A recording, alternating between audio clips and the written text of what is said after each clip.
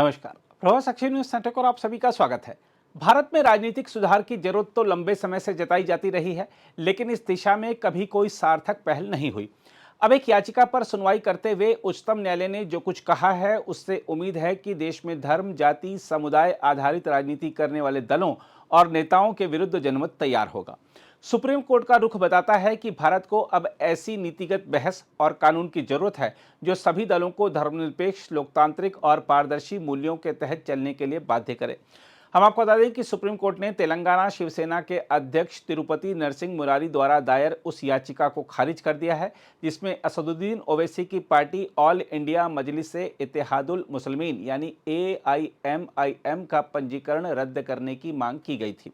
इस याचिका पर सुनवाई करते हुए सर्वोच्च न्यायालय ने जो टिप्पणियां की हैं वे केवल इस मामले तक सीमित नहीं हैं, बल्कि भारतीय लोकतंत्र और राजनीतिक व्यवस्था की गहराई से पड़ताल करने का अवसर भी देती हैं। हम आपको बता दें कि याचिकाकर्ता का तर्क था कि AIMIM का संविधान और उसकी गतिविधियां भारत के धर्मनिरपेक्ष मूल्यों के खिलाफ हैं।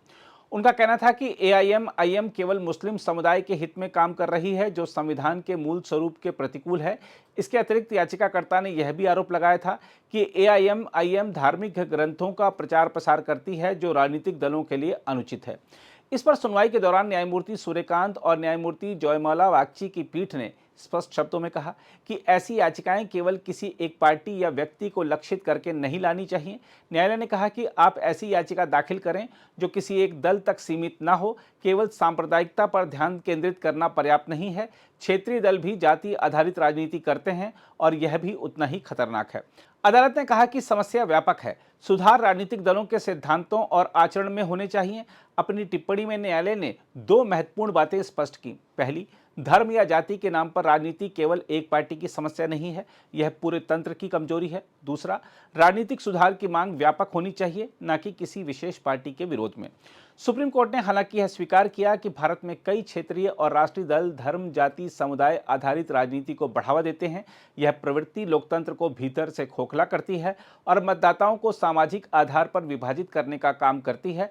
सुप्रीम कोर्ट ने यह भी साफ कर दिया कि जब तक कोई पार्टी खुलकर संविधान के खिलाफ काम नहीं कर रही, तब तक उसकी मान्यता समाप्त करने का कोई आधार नहीं बनता।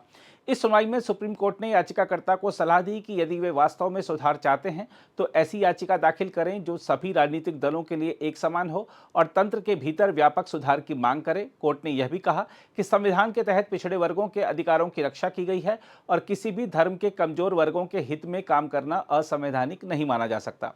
साथ ही धार्मिक पुस्तकों का अध्ययन या शिक्षण भी कोई अपराध नहीं है और इसे आपत्तिजनक नहीं ठहराया जा सकता।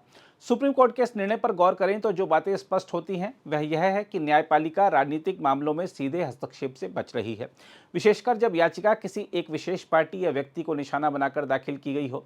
साथ ही संपूर्ण राजनीतिक तंत्र में सुधार की आवश्यकता को सर्वोच्च न्यायालय भी स्वीकार कर रहा है।